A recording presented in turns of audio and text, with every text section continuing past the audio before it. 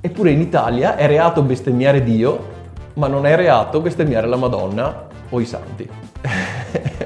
Cosa hanno fatto di male? È esattamente la stessa reazione che abbiamo avuto anche noi. Probabilmente c'entra una forma di patriarcato così viscerale, quasi inconscio, ma probabilmente è quello.